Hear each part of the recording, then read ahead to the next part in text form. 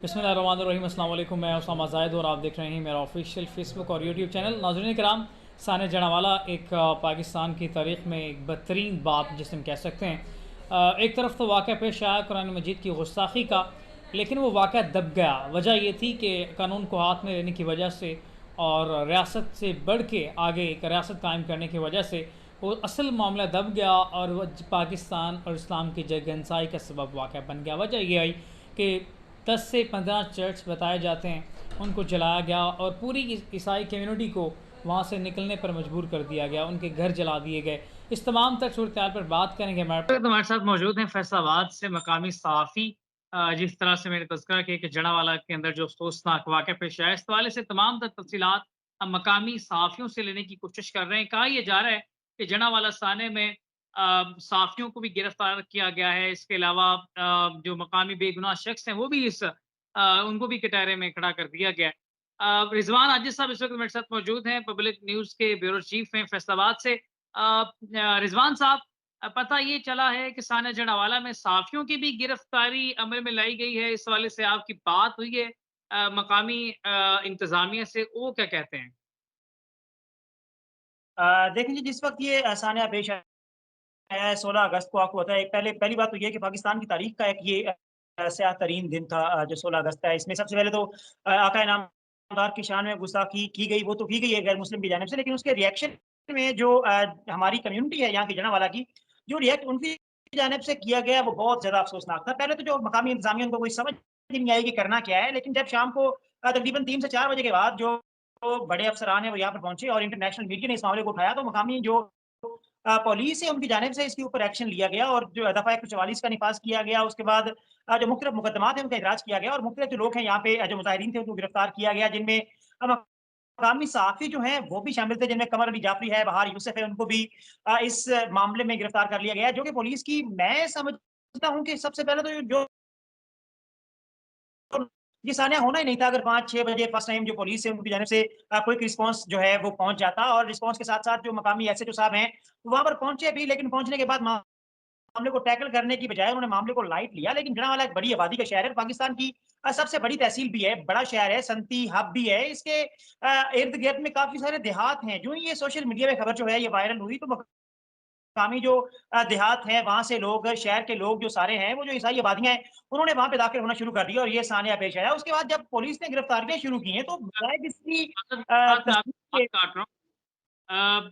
क्योंकि इस आने की वजह तो वो ईसाई नौजवान थे जिन्होंने कुरान मजीद की गुस्ताखी की, उसके रिएक्शन में फिर ये तमाम तर वाक़या पेश आया है। रात को मेरे पास खबर पहुँची कि उनको गिरफ्तार भी कर लिया गया है। इस हवाले से कोई तस्दीक कर सकते हैं कि आप आया कि उन्हें वाक़ई गिरफ्तार कर लिया गया है? जी, बिल्कुल, इस हवाले से देखा जाए तो जो केयर टेकर चीफ मिनिस्टर हैं पंजाब के, उनकी जानिब से और जो इंस्पेक्टर जनरल ऑफ पंजाब हैं, उनकी जानिब से इस मामले की तस्दीक की जा चुकी है कि दोनों मुलज़मान को गुजरांवाला से गिरफ्तार किया गया और फिर वक़्त वो सीटीडी कस्टडी में है, जहाँ पर उनसे फर्दर जो इन्वेस्टिगेशन है वो जारी है और इस हवाले से जो आईजी पंजाब है, उन्होंने दोबारा जलियांवाला की आवाम से पुरअमन रहने की अपील की है कि जो मुलज़मान हैं, उनको गिरफ्तार कर लिया गया है और उनको कानून के मुताबिक सज़ा दिलवाई जाएगी। ठीक है।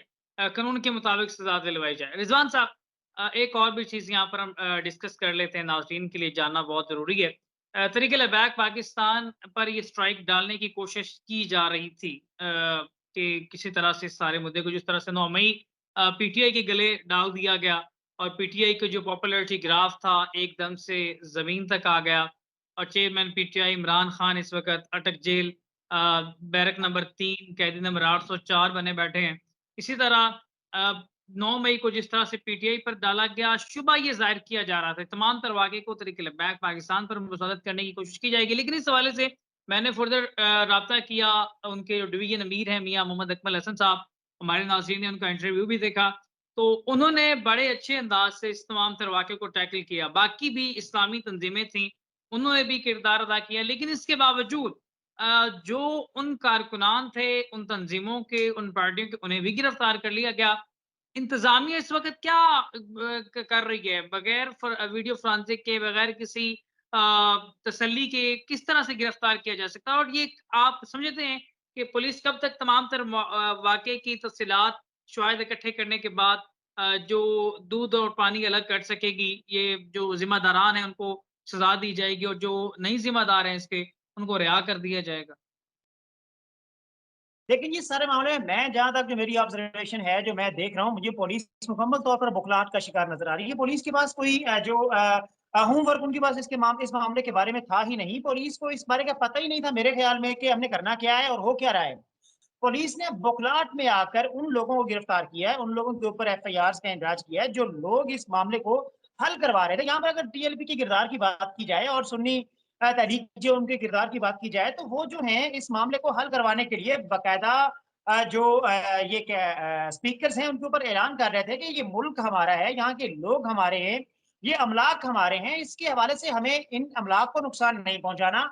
हजूर की शान में गुस्ताखी जो हुई है, कुरान मजीद की जो बेहुरमती की गई है, वो नाकाबिले माफी है, लेकिन इसकी आड़ में हमने किसी भी इमलाक को नुकसान नहीं पहुंचाना, किसी भी माइनॉरिटीज जो हैं अकलीती, जैसा कि आपको पता है ये ईसाई कम्युनिटी है, इनके किसी घर को, किसी फर्द को नुकसान नहीं पहुंचाना, इनके किसी चर्च को नहीं जलाना, बल्कि टीएलपी के जो कारकुनान हैं वो हिफाजत करते हुए वहां पर देखे जा सकते हैं। सीपीओ के साथ जो टीएलपी के जिम्मेदार हैं यहाँ से वो प्रेस कॉन्फ्रेंस करते हुए नजर आ रहे हैं। उसके साथ साथ जो यहाँ के सदर हैं आसिफुल्लाह शाह साहब, जिनको नामजद किया गया है 788 की एफआईआर में, वो बाकायदा रोड्स पे ऐलानात करते हुए नजर आ रहे हैं कि हमने ये सब कुछ नहीं करना। लेकिन पुलिस के लिए सबसे आसान टारगेट जो था, इतनी मुनज़्ज़म, आप जानते हैं कि मजहबी जमात तो पाकिस्तान में और थी कोई नहीं कि जिसको इस मामले में वो घसीट सकते, तो टीएलपी उनके लिए आसान टारगेट था और टीएलपी को इसमें टारगेट करने की कोशिश की गई है। लेकिन जो वीडियोस उसके बाद सामने आ रही हैं, उसके हवाले से तो मुझे लगता है कि पुलिस के पास तो कोई जवाब नहीं बनता उनके खिलाफ एफआईआर करने का, बल्कि किसी के खिलाफ जिनको नामजद किया गया है, उनमें से 3-4 बंदों को छोड़ के बाकी मुझे कोई नहीं लगता कि वो ये सब कुछ कर रहे थे। जो कर रहे थे, जिनमें एक नाम आया यासीन वाची का, वो पहला फर्द है जिसने मुख्तलिफ मसाजिद में जाके ऐलानात करवाए हैं और हमले करने के लिए लोगों को उकसाया है। वो तो बिल्कुल बनता था, उसके खिलाफ एफआईआर बनती थी। बाकी जो लोग हैं, जिनमें तकरीबन 1470 नामालूम अफराद को 5 एफआईआर में रखा गया है, जिनको वो गिरफ्तार करेंगे, और उनमें मैंने आपको पहले ही बताया कि अनफॉर्चुनेटली पुलिस की ये जो नाकिस हिकमत अमली है, उसकी वजह से जो हमारे साफी भाई हैं उनको भी गिरफ्तार किया गया है, बिला वजह गिरफ्तार किया गया है। 3 से 4 साफी भाई हैं, और वो भी वो साफी जिनको हम हमेशा प्रो पुलिस जर्नलिस्ट कहा करते थे, उनको गिरफ्तार किया गया। ठीक है रिजवान साहब, अब बेहद शुक्रिया, आपने इस तमाम तर मौके पर मुझे ब्रीफ किया। देखिए नाज़रीन, इस्लाम एक पुरअमन दर्स देता है। इस्लाम की पहचान ही अमन पसंदी रही है। हज़ूर सल्लल्लाहु अलैहि वसल्लम ने जंग के हवाले से भी कुछ वाज़ेह तौर पर उन्होंने बयानात दिए हैं और उन्होंने वाज़ेह एक इसके हिस्से बनाकर रख दिए हैं। अगर आप किसी अपने दुश्मन पर जंग मुसल्लत हो जाती है, आप उन पर चढ़ दौड़ते हैं, आप हावी हो जाते हैं, तो आपको इजाज़त नहीं है कि आप उनकी ख़वातीन की बेहरमती करें, उनके इबादत गाहों को जला दें, उनके बच्चों को गिरफ्तार करें, उन पर जुल्म उठाएँ। इस्लाम ने इस हवाले से ज़ाब्ता हयात तख़लीक़ करके उस पर अमल दरामद होने के लिए तमाम मुसलमानों को मुकम्मल तौर पर उसका जो है वो क्रिएटिंग बयानिए की कर दी है। हदीस रसूल सल्लल्लाहु अलैहि वसल्लम मौजूद हैं। सुनन अबू दाऊद है, सही बुखारी है, तिरमिज़ी शरीफ है, इसमें मुस्लिम शरीफ है। तो इस हवाले से कुरान मजीद जो है वो हमारे पास इस वक़्त ज़रिए निजात है। तो तुम तमाम तर तालीमात इन किताबों से हासिल कर सकते हैं।